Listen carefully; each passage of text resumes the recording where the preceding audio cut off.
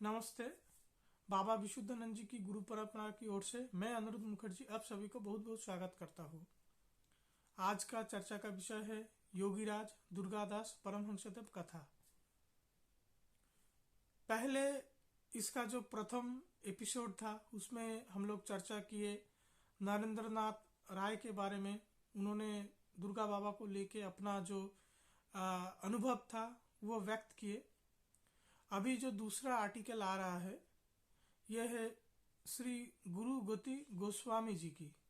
गुरुगति गोस्वामी जी अंडाल के रहने वाले हैं, अंडाल के आसपास में रहने वाले हैं और दुर्गा बाबा के डिसेपल थे। तो इन आर्टिकल में उन्होंने अपने तीन अनुभव, तीन घटना का जिक्र किया गुरुगति गोस्वामी जी ने। पहला घटना कि एक बार दुर्गा बाबा का अनुमति लेके वो दुर्गा बाबा का दर्शन करने के लिए झालदा गए मुनिंद्र मोहन कविराज जी के साथ। और 2-3 दिन बाद उन्होंने दुर्गा बाबा का अनुमति मांगा कि अभी घर वापसी के लिए। और दुर्गा बाबा बोला नहीं, अभी जाना नहीं होगा, तुम रोज जाके झालदा का जो आश्रम में जो पंचमुंडी आसन है वहां पे जाके पूजा पाठ करो, चंडी पाठ करो, ये सब करो। तो उधर वीरेंद्रनाथ मुखोपाध्याय जी वो भी पंचमुंडी आसन में पूजा करते थे। तो फिर पूजा करने के बाद वो दुर्गा बाबा के पास आके बैठते थे। दुर्गा बाबा सुबह 10 बजे तक लंच लेते थे और 11 बजे तक आश्रम के जो बाकी लोग थे वो लंच लेते थे। दुर्गा बाबा फिर विश्राम करने के लिए थोड़ा सा जाते थे और करीब 1-1:30 बजे वो गुरुगति गोस्वामी जी को बुलाते थे बाबा गोसाई करके। और उनका ऐसा जो बुलावा वो बहुत बहुत प्यार उसमें था। तो बाबा गोसाई करके गुरुगति गोस्वामी जी को बुलाते थे, पास में बिठाते थे और कुछ पढ़ने के लिए देते थे। वो पढ़ते थे और दुर्गा बाबा सुनते थे। तब आश्रम में करीब 30-40 लोग आश्रम झालदा आश्रम में रहते थे एक साथ और आध्यात्म का एक परिवेश चलता था। तो वैसा जब डेली रूटीन चलता था, एक दफा क्या हुआ कि दोपहर को गुरुगति गोस्वामी जी और कालो बाबू करके दुर्गा बाबा का एक दोस्त, राजबिहारी बाबू करके और एक जन, सब मिलके झालदा के जो राजा थे उनका लाइब्रेरी में गए कुछ किताब के लिए। और दुर्गा बाबा दोपहर को आके बुलाते हैं तो देखा नहीं है, बाहर गया है। तो जब लौट आए तो दुर्गा बाबा गुरुगति गोस्वामी जी को काफी तिरस्कार किए। आश्रम के बाहर क्यों गया, आश्रम में ही रहना चाहिए था, ऐसा ऐसा करके, बिल्कुल आश्रम के बाहर मत जाना। तो गुरुगति गोस्वामी जी कैसे थे, वो काफी मिलानसार लोग थे, लोगों से बातचीत करना, घूमना फिरना वो उनको पसंद था।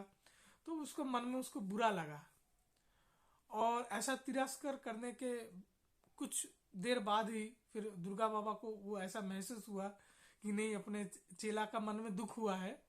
तो बोला एक ठीक है, काम करो, तुम आश्रम के बाहर तो मत जाना, पर आश्रम का अगर कुछ बाजार अगर होता है, सब्जी के लिए कुछ मार्केटिंग का कुछ होता है, वो तुम जाके लेके आना। तो उसमें गुरुगति जी खुश हो गए, जो कम से कम इस बहाने तो थोड़ा सा बाहर घूम के आ पाएंगे। और उस दौरान करीब करीब 1 महीने 7 दिन गुरुगति जी झालदा में आश्रम में रहे, गुजारे दुर्गा बाबा के साथ। तो ये पहला घटना था। उस दौरान दूसरा घटना का जिक्र। दूसरा घटना क्या कि एक बार दुर्गा बाबा झालदा में बैठे हुए थे और उनका जो नौकर था बसंत, वो दुर्गा बाबा को तेल मालिश कर रहे थे। तो तेल मालिश करते करते हठात ऐसे अचानक से दुर्गा बाबा का जो पेट था, जो नाभि का एरिया था, उसमें एक संकोच प्रसार ऐसा नाभि के द्वार के समीप ऐसा होने लगा। और गुरुगति जी ऐसा पेट में ऐसा कुछ हलचल हो रहा है तो गुरुगति जी वो देख रहे हैं और दुर्गा बाबा ऐसे बोले, बाबा गोसाई इधर बिल्कुल मत ताकना, मत देखो। तो वो गुरुगोती जी कैसे मारने वाले थे, उनको तो लगा पेट में ऐसा क्या हो रहा है, तो उधर ही देखते रहे। और देखते देखते क्या हुआ, एक बहुत जोर से आवाज हुआ और पेट से हवा निकला, नाभि के द्वार से बहुत हवा निकला। और हवा कैसा, पद्म गंध ऐसा ही हवा निकला, पर बहुत हवा निकला। तो बोला ये क्या हुआ फिर पूछा दुर्गा बाबा को, बाबा ये क्या हुआ। तो दुर्गा बाबा ने बोला कि जो टिकाइत साहिब है, टिकाइत साहिब मतलब झालदा का जो राजा थे उद्धव सिंह, बाबा विशुद्धानंद जी के डिसाइपल, उनका लड़का था टिकाइत साहिब। टिकाइत साहिब का जो बहू है वो प्रेग्नेंट है, और रात को उनको काफी कष्ट हुआ। तो दुर्गा बाबा वही कष्ट के लिए जो क्रिया करना था वो सब किए, उनको आराम देने के लिए। और अभी उनका जो बहू है उनका बच्चा हुआ है और लड़का हुआ है। तो बस यही बात बताए, और तभी क्या हुआ कि जो टिकाई साहब थे उनका गाड़ी आ गया झल्ला आश्रम में, और उतरते ही आके बोल रहे, अरे बाबा जी प्रणाम करके, कि नहीं मेरा तो जो बहू है उनका लड़का हुआ है।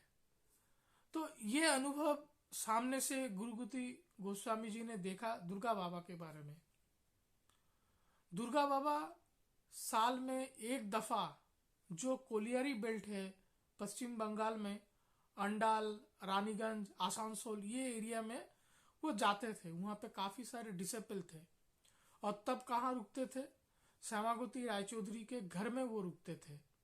और वहां रुक के काफी लोगों का फिर जो डिसेपल है उनको दर्शन देते थे, कुछ नए लोगों को दीक्षा देते थे, ऐसा कुछ होता था। तो यहाँ पे आता है तीसरा घटना का जिक्र।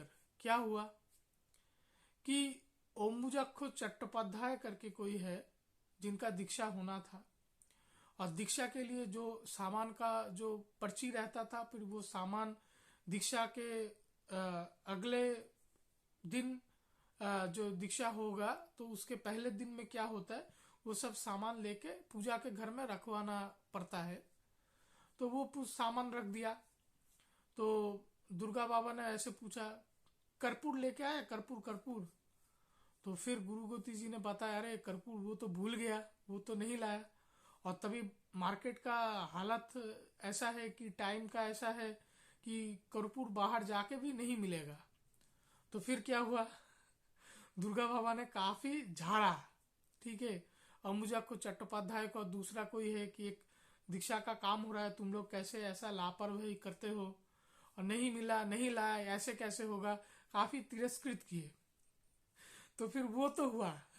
उसके बाद क्या हुआ, फिर गुरुगोती जी को बोला, बाबा गोसाई मेरा जो जो लंगोट है, हाँ, तो उसमें जाके तुम थोड़ा सा झाड़ो, तो वहां से तुमको कुछ कर्पूर मिलेगा।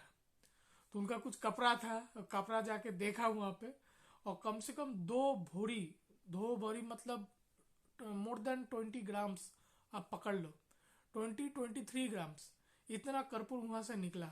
और जो दीक्षा का जो काम था वो भी फिर वो कर्पूर से ठीक से हो गया। तो ये 3 घटनाएं गुरुगोती गोस्वामी जी ने इस किताब में बताया। तो अभी के लिए इतना ही, आगे हम लोग चर्चा जारी रखेंगे। आप लोग सब अच्छे रहिए, नमस्ते।